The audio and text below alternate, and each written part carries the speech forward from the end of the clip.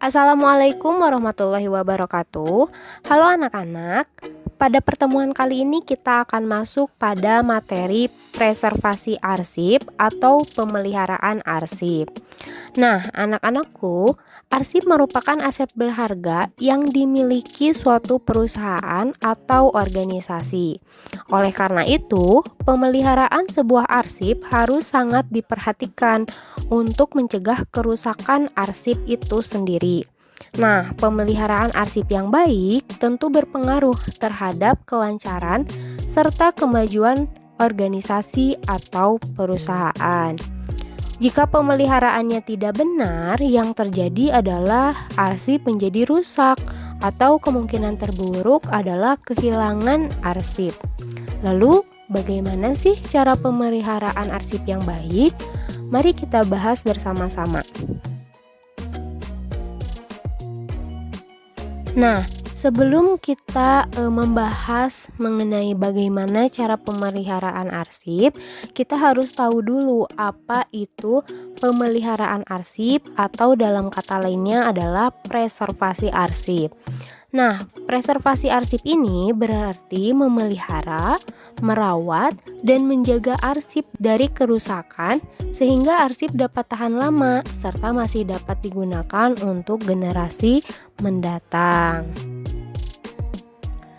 Kemudian, apa saja sih yang dilakukan dalam preservasi arsip? Nah, yang pertama ada pemeliharaan dan pengamanan bahan arsip dari berbagai faktor perusak, yaitu dengan memperhatikan standar penyimpanan seperti peralatannya, ruangannya, suhunya, kemudian juga pengamanan ruangan dan juga sebagainya. Yang kedua, ada juga perawatan dan perbaikan atau restorasi arsip. Nah, misalnya menyatukan kembali arsip yang robek. Dan yang ketiga, ada reproduksi arsip. Misalnya, dengan menggandakan arsip atau menyimpan arsip melalui alih media gitu ya. Tujuan preservasi arsip. Tujuan preservasi arsip ini atau tujuan pemeliharaan arsip ini yang pertama yaitu melindungi fisik arsip agar tahan lama. Artinya, pemeliharaan ini dilakukan agar arsip memiliki fisik yang tahan lama, sehingga ketika dibutuhkan di kemudian hari, bentuk asli dari arsip itu sendiri tetap terpelihara. Kemudian, tujuan preservasi arsip yang kedua yaitu mencegah terjadinya kerusakan arsip. Secara berkala dilakukan tindakan pemeliharaan arsip, misalnya dengan pembersihan atau pengaturan suhu ruang penyimpanan arsip. Nah, hal itu dilakukan untuk mencegah terjadinya kerusakan arsip. Kemudian tujuan preservasi arsip yang ketiga yaitu menjamin keamanan penyimpanan arsip. Nah, arsip ini kan terbagi menjadi beberapa tingkatan sesuai dengan urgensinya, mulai dari arsip yang tidak penting sampai dengan arsip yang sangat penting. Nah, hal ini juga yang membuat pemeliharaan arsip menjadi salah satu hal yang harus diperhatikan, karena keamanan sebuah arsip itu tergantung dari bagaimana cara kita merawatnya. Selanjutnya, di sini ada prinsip preservasi arsip.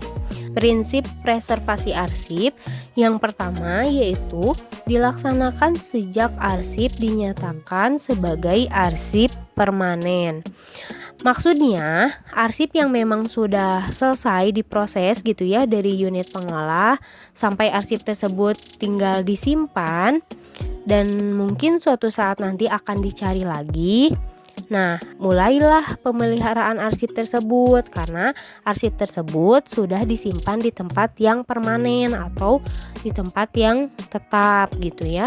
Yang kedua yaitu dilaksanakan dengan memperhatikan dan mempertahankan keautentikan arsip. Jadi pemeliharaan arsip ini sebaiknya dilakukan dengan hati-hati karena pada umumnya kan arsip itu sangat rentan ya terhadap banyak hal gitu. Jadi keasliannya atau keautentikannya ini harus dijaga agar arsip tersebut masih bisa dipertanggungjawabkan atau dibuktikan kebenarannya. Kemudian, prinsip preservasi arsip yang ketiga yaitu tempat penyimpanan arsip sesuai dengan standar penyimpanan arsip. Nah, tentu saja ya, jadi untuk mencegah terjadinya kerusakan arsip, maka saat menyimpan arsipnya pun harus memperhatikan standar penyimpanan arsip gitu.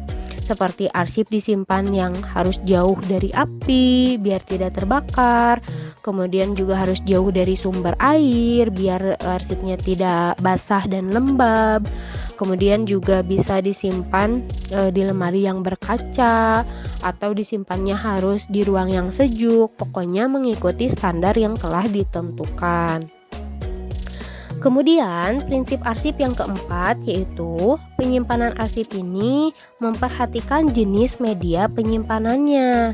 Jadi perawatan atau pemeliharaan arsip ini harus memperhatikan jenis media. Nah, biar apa? Biar informasi yang ada di dalam arsip itu tetap terjaga gitu ya. Contohnya, arsip bisa disimpan di CD. Kemudian prinsip arsip yang kelima yaitu perawatannya dilakukan dengan sangat teliti. Nah, tentu saja ya, ketelitian dalam melakukan perawatan terhadap arsip ini mutlak dilakukan atau benar-benar harus dilakukan. Karena ketidakhati-hatian ini bisa menyebabkan kerusakan arsip. Nah, itu tentang tujuan dan prinsip preservasi arsip. Selanjutnya adalah faktor-faktor yang merusak arsip. Faktor-faktor yang merusak arsip ini secara umum terbagi menjadi dua, yaitu faktor internal dan juga faktor eksternal. Yang pertama, kita akan membahas faktor internal. Ya, seperti yang kita ketahui ya, faktor internal ini kan merupakan faktor penyebab kerusakan arsip yang berasal dari dalam arsip itu sendiri gitu.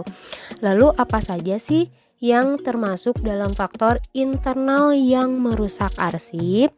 Yang pertama ada lignin. Nah, lignin ini merupakan senyawa kimia yang ada dalam kayu dan berfungsi sebagai pengikat antar serat. Karena sangat berbahaya, zat lignin ini dihilangkan dengan menggunakan bahan kimia saat proses pembuatan kertas berlangsung. Ya, kan kertas itu sendiri terbuat dari kayu ya. Nah, kayunya itu mengandung lignin. Jadi, ketika kertas dibuat, proses pembuatan kertas diberikanlah bahan kimia agar zat lignin tersebut hilang gitu ya. Zat lignin ini dapat menyebabkan perubahan warna kertas dari putih menjadi coklat. Jika kalian melihat gitu ya kertas-kertas yang sudah disimpannya lama sekali, kemudian kertas tersebut awalnya putih tapi berubah menjadi coklat. Berarti dalam kertas tersebut masih ada kandungan lignin yang menyebabkan kertas tersebut berubah warna. Kemudian yang kedua ada alumrosin. Zat kimia yang digunakan dalam pembuatan kertas yang berfungsi untuk mengurangi daya serap air. Selanjutnya ada zat pemutih. Zat pemutih ini merupakan zat kimia yang digunakan dalam pembuatan kertas dan berfungsi untuk memucatkan warna serat. Dan yang terakhir ada tinta. Nah, tinta ini digunakan dalam penulisan informasi arsip. Kemudian tinta ini juga dapat merusak kertas karena mengandung zat asam. Selanjutnya kita masuk ke faktor eksternal. Nah, faktor eksternal ini terdiri dari 5 faktor. Yang pertama ada faktor biologis, kemudian faktor fisika, faktor kimiawi, faktor penggunaan, dan yang terakhir yaitu faktor bencana alam dan musibah. Kita bahas satu persatu. Yang pertama ada faktor biologis. Nah, faktor biologis ini maksudnya adalah faktor kerusakan yang disebabkan oleh unsur-unsur yang ada di lingkungan gitu. Seperti apa? Misalkan yang pertama ada jamur. Nah, jamur ini kan merupakan suatu organisme gitu ya yang tumbuh di tempat yang lembab dan gelap. Jamur ini dapat merusak arsip, yaitu dengan cara melengketkan kertas arsip yang satu dengan arsip yang lainnya. Sehingga ketika kertas arsip saling menempel, kemudian kita buka tempelan tersebut, maka informasi yang ada di arsip tersebut dapat hilang. Kemudian faktor biologis yang kedua ada serangga. Nah, serangga juga dapat menjadi salah satu penyebab kerusakan arsip. Jenis serangga yang dapat menyebabkan kerusakan arsip itu seperti rayap, kemudian juga kutu buku. Nah, mereka ini akan membuat sarang di antara tumpukan arsip atau tempat penyimpanan arsip. Kemudian yang ketiga ada binatang pengerat. Nah, selain serangga juga hewan lain yang dapat merusak arsip adalah hewan pengerat. Misalnya tikus. Nah, tikus ini akan merobek dan menggerogoti kertas gitu. Faktor biologis yang terakhir adalah debu. Debu ini merusak arsip karena partikel-partikelnya dapat menimbulkan noda permanen pada kertas sehingga kertasnya menjadi kotor. Nah, itu dia faktor biologis. Semoga bisa dipahami ya. Yang selanjutnya ada faktor fisika. Faktor fisika ini faktor kerusakan yang disebabkan oleh cahaya, panas, dan air. Nah, oleh cahaya, yang pertama penyebabnya sinar ultraviolet. Kemudian merusak kertas dengan menjadikan kertas luntur dan lemah gitu. Lemah ini artinya mudah rapuh. Yang kedua yaitu panas. Panas juga panas yang tinggi itu membuat kertas menjadi kering, mudah patah dan juga rapuh. Yang ketiga ada air. Nah, uap air ini menyebabkan kertas menjadi lembab. Kemudian setelah lembab kan basah. Kemudian selain faktor biologis, faktor fisika, ada juga faktor kimiawi. Nah, faktor kimiawi ini adalah faktor yang dapat merusak kertas karena disebabkan adanya zat kimia di sekitar lingkungan arsip gitu. Zat kimia yang pertama yaitu zat kimia yang ada di ruang penyimpanan arsip. Misalkan seperti karbon dioksida, karbon monoksida gitu, atau bahkan debu juga. Kemudian yang kedua, jadi kertas yang baik, kertas yang bagus itu adalah kertas yang memiliki keasaman sebesar 7. Jika semakin rendah pH-nya, maka semakin banyak tingkat keasamannya, sehingga kertas ini akan cepat rusak gitu. Kemudian yang selanjutnya ada faktor penggunaan dan juga faktor bencana alam dan musibah. Yang keempat adalah faktor penggunaan. Jadi faktor ini terjadi karena seringnya arsip digunakan atau dipakai gitu.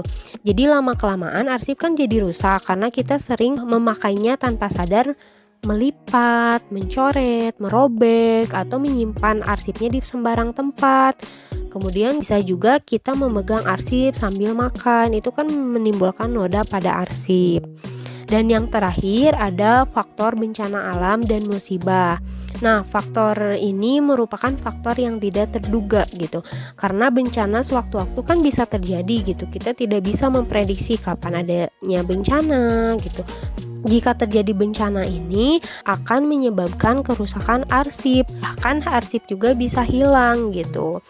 Nah, tentunya hal tersebut kan merugikan gitu ya bagi pemilik arsip, khususnya jika arsip-arsip yang hilang atau arsip-arsip yang rusak tersebut adalah arsip yang sangat penting. Nah, selain bencana alam juga, musibah yang patut diwaspadai adalah pencurian. Nah, pencurian pun juga kan termasuk musibah yang tidak terduga. Kita tidak bisa memprediksi nih, kapan nih akan ada pencuri, kapan nih arsip kita akan dicuri gitu. Itu kan merupakan suatu musibah yang tidak bisa kita prediksi, di luar jangkauan kita gitu. Jadi hal itu terjadi karena adanya pihak-pihak yang tidak bertanggung jawab yang ingin menguasai arsip kita. Sekian untuk pertemuan kali ini. Sampai bertemu di pertemuan selanjutnya. Terima kasih. Assalamualaikum warahmatullahi wabarakatuh.